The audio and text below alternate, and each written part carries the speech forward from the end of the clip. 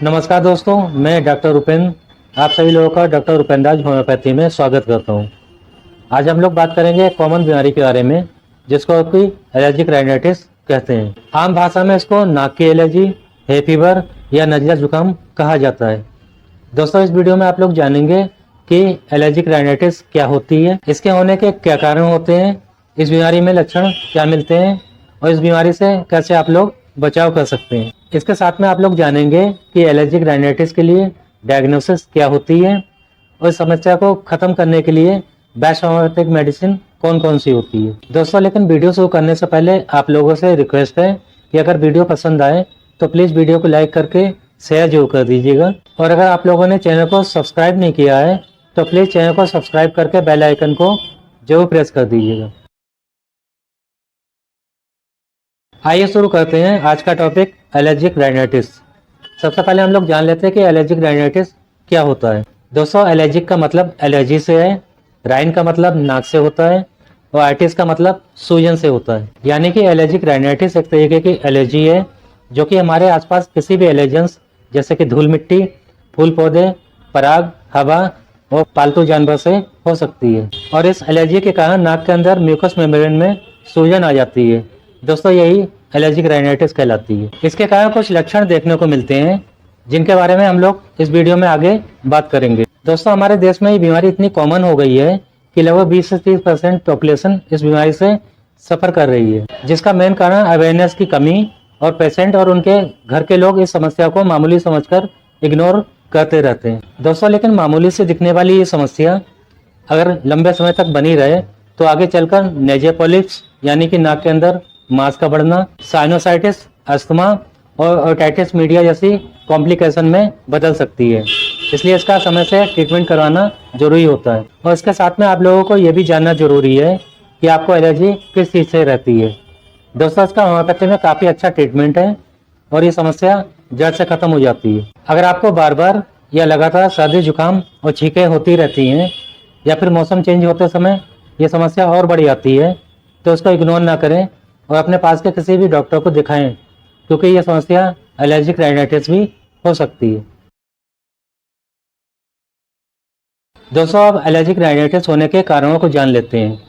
इस बीमारी के लिए सबसे बड़ा कारण एलर्जन होते हैं जो कि हमारी नाक में एलर्जी पैदा करते हैं और ये एलर्जन इस बीमारी के लिए ट्रिगर का काम करते हैं। यानी कि बाहर से एलर्जन जैसे कि धूल मिट्टी, पराग, फूल पौधे या फिर पालतू जानवर की रूसी या डेड स्किन हवा के माध्यम से हम लोग नाक के अंदर लेते हैं। तो एलर्जिक राइनाइटिस के केस में पेशेंट का इम्यून सिस्टम इन एलर्जेंस के प्रति रिएक्ट करना शुरू कर देता है, क्योंकि इम्यून सिस्टम इनको शरीर के लिए हार्मफुल समझने लगता है और ब्लड में स्टामिन बढ़ाना शुरू कर देता है, जिसके कारण नाक की म्यूकस मेम्ब्रेन में सूजन और खुजली होना शुरू हो जाती है, जिससे कि हार्मफुल चीजें सही से बाहर निकल सके। इसके कारण पेशेंट को सिम्टम आने शुरू हो जाते हैं। एलर्जिक राइनाइटिस के लिए एलर्जेंस ही मेन कारण होते हैं। अगर इन एलर्जेंस की बात करें तो धूल के कारण जो कि फर्नीचर, पर्दे, बिस्तर या कालीन में हो सकते हैं और झाड़ फूक करने पे ये हमारी सांस के रास्ते नाक में जाते हैं। वो लोग जिनके घरों में पालतू जानवर हैं जैसे कि कुत्ता, बिल्ली, तो लोगों को उन जानवरों के फर, रूसी या डेड स्किन के कारण एलर्जी हो सकती है, जिसके कारण उन्हें एलर्जिक राइनाइटिस की समस्या ट्रिगर होती रहती है। जो लोग ऐसी जगह पे रहते हैं जहाँ पे कुछ पेड़, घास, खरपतवार होती है जिसके कारण उनको एलर्जी होती रहती है और ये समस्या बनी रहती है। अगर आपके परिवार में ये समस्या किसी को रह चुकी है जैसे कि दादा दादी, चाचा ताऊ, तो आपको अभी ये समस्या होने के चांस बढ़ सकते हैं। कई बार ये एलर्जी मौसम बदलने के कारण भी पेशेंट को हो सकती है, जैसे कि गर्मी से सर्दी आने पर और सर्दियों से गर्मी का मौसम आने पर। ये मौसम का चेंज होना पेशेंट के लिए ट्रिगर का काम करता है और एलर्जिक राइनाइटिस की समस्या हो सकती है। या फिर कई बार पतझड़ के मौसम के समय, बसंत के समय फूलों और पराग के कारण भी यह समस्या बढ़ जाती है। कई बार पेशेंट के उनके क्लाइमेट के कारण ये समस्या बनी रहती है, जैसे कि वो लोग जो ठंडी या नम जगह पे रहते हैं उनको एलर्जिक राइनाइटिस समस्या है तो उनको कई बार पता भी नहीं होता है कि ये समस्या इस क्लाइमेट की वजह से बनी हुई है। और जब वो लोग उस जगह को छोड़कर दूसरी जगह पे रहने लगते हैं जहाँ का क्लाइमेट ठंडा या नम नहीं होता है तो कई बार कई केस में ये समस्या अपने आप ही सही हो जाती है। यानी कि ठंडा और नम वातावरण भी इस समस्या के लिए ट्रिगर का काम करता है। कुछ पेशेंट को खुशबू की वजह से एलर्जी होती है, चाहे वह परफ्यूम की खुशबू हो या फिर अगरबत्ती या फूल की, उनको इसके कारण एलर्जी बढ़ जाती है, जिसके कारण उनको छींके आना, नाक से पानी आना या जुकाम की समस्या हो जाती है। तो उनके लिए खुशबू एलर्जन का काम करती है। दोस्तों, ये कुछ कारण होते हैं जिनकी वजह से पेशेंट को एलर्जिक राइनाइटिस की समस्या बढ़ सकती है। और अगर आप लोग इस बीमारी से सफर कर रहे हैं तो आपको अपने ट्रिगर्स को पहचानना बहुत ज़्यादा जरूरी है। दोस्तों, एलर्जिक राइनाइटिस की समस्या में लक्षण क्या मिलेंगे, आइए हम लोग जान लेते हैं। है फीवर या एलर्जिक राइनाइटिस के लक्षण किसी भी पेशेंट में पूरे साल देखने को मिल सकते हैं, या फिर मौसम के बदलने पर, जैसे कि सर्दी, गर्मी, बसंत के मौसम में कुछ मेन सिम्टम जो पेशेंट में देखने को मिलते हैं वो हैं बार बार छींके आना। ये छींके पेशेंट को कई बार तक आ सकती हैं, यानी कि लगातार 10, 20 या 50 तक छींके आ सकती हैं। इसके साथ में पेशेंट की नाक बहना शुरू हो जाती है और कई बार तो पेशेंट की नाक तक ब्लॉक होना शुरू हो जाती है। अगर अगले लक्षण की बात करें तो पेशेंट की नाक में खुजली होना शुरू हो जाती है। पेशेंट बार बार अपनी नाक खुजलाता रहता है। ये समस्या एलर्जी के कारण बनी रहती है। कई बार पेशेंट के गले के अंदर इरिटेशन या खुजली हो सकती है। पेशेंट की आंखों में खुजली होना या पानी आने की समस्या भी कॉमन होती है। ऐसा इसलिए होता है कि हमारी आंख की जो नेजो लेकामेर डक्ट होती है उसका रास्ता आंख से नाक की ओर जाता है, जो कि किसी भी नेजल एलर्जी होने के कारण या सूजन आ जाने के कारण ब्लॉक हो जाता है और आंख में पानी इस रास्ते से ना जाकर आंखों में जमा होने लगता है, जिसके कारण हमारी आंखें वाटरी होने लगती हैं। और इस समय कोई भी एलर्जेंस जैसे कि पोलन, फंगस या धूल मिट्टी हवा के माध्यम से आंख में इन्फेक्शन करना शुरू कर देता है और आंखों में रेडनेस और इचिंग होना शुरू हो जाती है। पेशेंट को सर दर्द और आंखों के नीचे काले घेरे की समस्या भी देखने को मिलती है। दोस्तों, एलर्जिक राइनाइटिस की समस्या देखने में तो काफी मामूली लगती है, लेकिन इसके कारण परफॉर्मेंस में काफी फर्क पड़ता है। जैसा कि जो बच्चे स्कूल जाते हैं तो उनको पढ़ने लिखने में कंसंट्रेशन की कमी होने शुरू हो जाती है, जिसके कारण उनकी पढ़ाई में इसका सीधा असर देखने को मिलता है। यानी कि जो बच्चे पहले पढ़ने में काफी अच्छे थे, अब उनको पढ़ाई में मन नहीं लग रहा है और उनको जल्दी कुछ याद नहीं हो पाता है। इसके साथ में जो लोग जॉब करते हैं उनको भी समस्या के कारण कंसंट्रेशन में कमी देखने को मिलती है और जॉब में प्रॉपर ध्यान नहीं दे पाते हैं। कई बार एलर्जिक राइनाइटिस की समस्या अस्थमैटिक भी हो सकती है। दोस्तों, कई बार एलर्जिक राइनाइटिस के कारण कान की समस्या भी देखने को मिलती है, क्योंकि नाक का रास्ता कान से यूस्ट्रेशियन ट्यूब के द्वारा जुड़ा होता है। जब किसी पेशेंट को एलर्जिक राइनाइटिस की समस्या अपने पीक पे होती है तो इस ट्यूब या रास्ते में सूजन आ जाती है और वो सूजन इतनी हो सकती है कि रास्ता ब्लॉक होने लगता है और इसके कारण पेशेंट को कान में खुजली, सुनने में दिक्कत और कान में भारीपन की समस्या भी हो सकती है। एलर्जिक राइनाइटिस के कारण पेशेंट में आगे चलकर नेजल पॉलिप की समस्या भी देखने को मिलती है। इस समस्या में नाक के अंदर थैली जैसी संरचना बन जाती है और पेशेंट को सांस लेने में दिक्कत, सोने में दिक्कत और फ्रंटल हेडेक बना रहता है।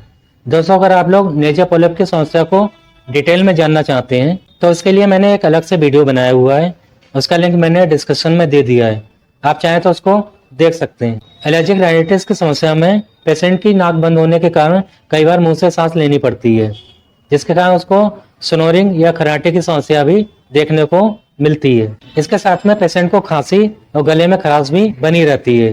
दोस्तों, कुछ मेन लक्षण होते हैं जो कि एलर्जिक राइनाइटिस की समस्या में देखने को मिलते हैं।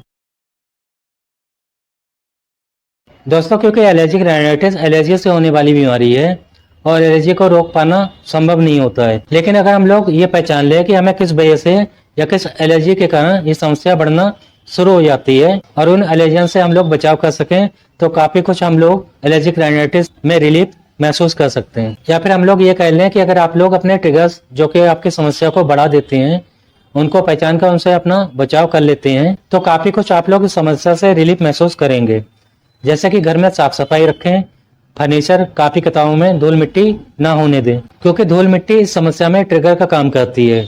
अगर आपको अपने पालतू जानवर के पास जाने से समस्या बढ़ जाती है तो कोशिश करें कि उनसे दूर रहें। मौसम चेंज होते समय ज्यादा बाहर निकलने से बचें, क्योंकि मौसम चेंज होने के समय समस्या बढ़ जाती है। अगर आपको किसी घास या गार्डन में जाने से दिक्कत बढ़ जाती है तो इसको अवॉइड करें।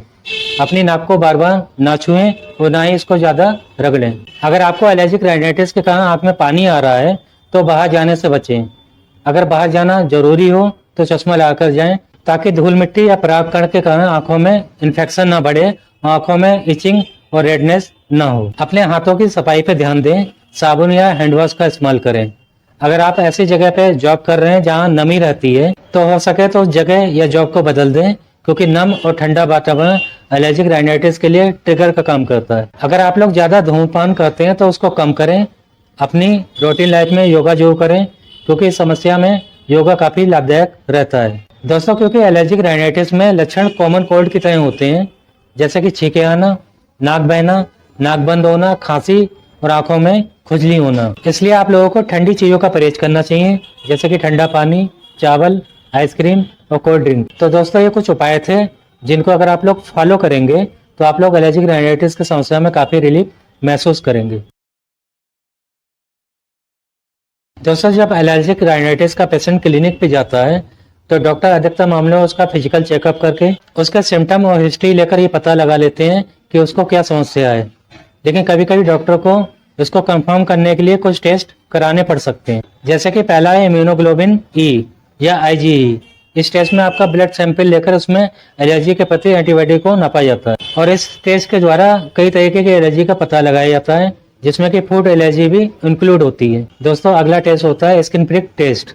इस टेस्ट में आपके हाथ में या पीठ पे अलग अलग एलर्जन के छोटे छोटे सैंपल आपके स्किन में प्रिक किए जाते हैं। अगर आपको किसी भी एलर्जन से एलर्जी होती है तो उस एरिया में रेडनेस, इचिंग और इरिटेशन देखने को मिलने लगता है। तो इस तरह से आपको पता चल जाता है कि आपको किस एलर्जन से एलर्जी हो जाती है और उस एलर्जन से आप बचाव कर सकते हैं। दोस्तों, ब्लड टेस्ट में इसिनोफिलिया का बड़ा होना भी एलर्जिक राइनाइटिस की पुष्टि कर सकता है। तो दोस्तों, ये कुछ कॉमन टेस्ट होते हैं जिससे कि हम लोग एलर्जिक राइनाइटिस को डायग्नोज कर सकते हैं। दोस्तों, एलर्जिक राइनाइटिस का इलाज होम्योपैथी में बहुत अच्छा होता है। होम्योपैथी में कई ऐसी मेडिसिन होती हैं जो इस समस्या को जड़ से खत्म करने में सहायक होती हैं, और ये मेडिसिन आपके डॉक्टर आपके साइन एंड सिम्टम के अकॉर्डिंग सेलेक्ट करते हैं, जिससे कि आपकी एलर्जिक राइनाइटिस की समस्या जड़ से खत्म हो जाती है। दोस्तों, मैं आपको उन्हीं मेडिसिन में से कुछ कॉमन यूज की जाने वाली मेडिसिन के बारे में बताने जा रहा हूँ। दवाइयों के साथ में आप लोगों को अपने ट्रिगर का ध्यान रखकर उनको अवॉइड करना बहुत ज्यादा जरूरी है। दोस्तों, पहली मेडिसिन का नाम है नेटम रेटिगम 30 पोटेंसी में। जब पेशेंट को उसकी कंप्लेंट छींकों के साथ स्टार्ट हो और उसके बाद उसको जुकाम के साथ में नाक बंद होने लगे, जिसके कारण उसे सांस लेने में दिक्कत महसूस हो, तो ये मेडिसिन उन पेशेंट के लिए बहुत ज्यादा इफेक्टिव रहती है। इसके साथ में पेशेंट को लॉस ऑफ स्मेल और लॉस ऑफ टेस्ट यानी कि सूंघने और खाने के स्वाद में कमी महसूस हो, तो उन लोगों को नेटम रेटिगम 30 पोटेंसी में 2-2 बूंदे दिन में 3 बार डायरेक्ट टंग पर लेनी चाहिए, और इस मेडिसिन को कम से कम 1 से 1.5 महीने तक इस्तेमाल करें। अगर आपको अपनी कंप्लेंट में आराम महसूस हो तो लगभग 3 महीने तक कंटिन्यू कर सकते हैं। दोस्तों, अगली मेडिसिन का नाम है एलियम सिपा 30 पोटेंसी में। जब पेशेंट को गर्म जगह या गर्म कमरे में आने में उसकी दिक्कतें बढ़ जाएं, यानी कि उसको छींके आना शुरू हो जाए, इसके साथ में उसकी नाक से जो डिस्चार्ज निकले वो एक्रिड हो, यानी कि नाक के नीचे और अपर लिप के ऊपर उसको जलन सी महसूस हो, तो ये मेडिसिन इस समस्या के लिए बहुत ज्यादा अच्छी होती है। इसके साथ में पेशेंट को सर दर्द, खांसी और आवाज में भारीपन बना हुआ हो, तो उनको एलियम सिपा 30 पोटेंसी में 2-2 बूंदे दिन में 3 बार डायरेक्ट टंग पर लेनी चाहिए। इस मेडिसिन को भी कुछ दिन तक लें, और अगर आराम लगे तो 3 महीने तक इस्तेमाल कर सकते हैं। दोस्तों, अगली मेडिसिन का नाम है एस्ट्रिक्टा पल्मोनिया 30 पोटेंसी में।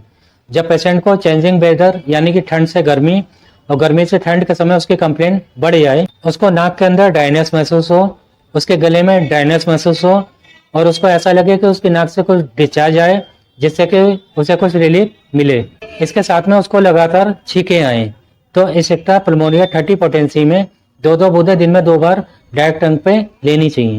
इस मेडिसिन को 10-15 दिन तक इस्तेमाल करें। अगर आराम महसूस हो तो 3 महीने तक कंटिन्यू कर सकते हैं। दोस्तों, अगली मेडिसिन का नाम है सबाडिला 30 पोटेंसी में।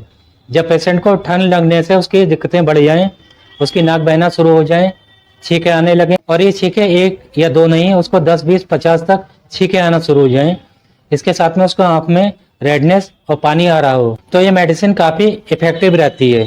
जिन पेशेंट को स्ट्रॉन्ग स्मेल के कारण, चाहे वह परफ्यूम की स्मेल हो या अगरबत्ती या फिर फूलों की स्मेल, जिसके कारण उनकी दिक्कतें बढ़नी शुरू हो जाएं और लगातार छींके आने लगें, तो ये मेडिसिन इन केस में काफ़ी इफेक्टिव मानी जाती है। तो इन लोगों को सबाडिला 30 पोटेंसी में 2-2 बूंदे दिन में 3 बार लेनी चाहिए।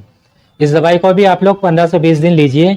अगर आपको आराम महसूस हो तो 3 महीने तक इसे कंटिन्यू कर सकते हैं। दोस्तों, अगली मेडिसिन का नाम है आर्सेनिकम एल्बम 30 पोटेंसी में। जब पेशेंट की दिक्कतें खुली हवा में जाने से बढ़ जाए, उसको छींके आना शुरू हो जाए और एक के बाद एक छींके आने लगे, उसको इसके बाद भी रिलीफ महसूस ना हो, उसको ऐसा लगे कि उससे फिर छींके आएंगी, इसके साथ में उसको नाक से पानी बहना शुरू हो जाता हो और आंख से पानी आने लगे जिसमें कि जलन महसूस हो, तो आर्सेनिक हलवा इस समस्या में काफी इफेक्टिव रहती है। इस कंडीशन में पेशेंट को आर्सेनिकम एल्बम 30 पोटेंसी में 2-2 बूंदे दिन में 3 बार लेनी चाहिए। कुछ दिनों तक लें, अगर आराम महसूस हो तो 2 से 3 महीने तक कंटिन्यू कर सकते हैं। दोस्तों, अब मैं आपको एक पेटेंट मेडिसिन के बारे में बताने जा रहा हूँ, जिसमें कि कुछ इंपोर्टेंट मेडिसिन का कॉम्बिनेशन होता है जो कि एलर्जिक राइनाइटिस की समस्या में काफी इफेक्टिव रहती है। उस मेडिसिन का नाम है भार्गवा कंपनी की एलर्जिन ड्रॉप्स। ये मेडिसिन एलर्जिक राइनाइटिस की कंप्लेंट जैसे कि छींके आना, नाक और आंख से पानी आना, नाक बंद होना, इसके साथ में गले और नाक में खुजली होना, इन सभी समस्याओं में काफी इफेक्टिव रहती है। दोस्तों, इस मेडिसिन की 10-10 बूंदे आधे कप गुनगुने पानी में दिन में 3 बार लेनी चाहिए। इस मेडिसिन को भी आप लोग 3 से 4 महीने तक इस्तेमाल कर सकते हैं। दोस्तों, ये कुछ कॉमन यूज की जाने वाली मेडिसिन थी जो कि आप लोग अपने पास के किसी भी होम्योपैथिक डॉक्टर से परामर्श करके इस्तेमाल कर सकते हैं, क्योंकि वो आपके सिम्टम के अकॉर्डिंग कुछ और भी मेडिसिन प्रिस्क्राइब कर सकते हैं। आज का टॉपिक एलर्जिक राइनाइटिस के ऊपर था। उम्मीद है आपको पसंद आया होगा। अगर वीडियो पसंद आया हो तो प्लीज़ वीडियो को लाइक करके शेयर जो कर दीजिएगा। और अगर आप लोग मेरे चैनल पर नए आए हैं और अभी तक आप लोगों ने मेरे चैनल को सब्सक्राइब नहीं किया है तो प्लीज़ चैनल को सब्सक्राइब करके बेल आइकन को जरूर प्रेस कर दीजिएगा। तो मिलते हैं नेक्स्ट वीडियो के साथ में। नमस्कार दोस्तों।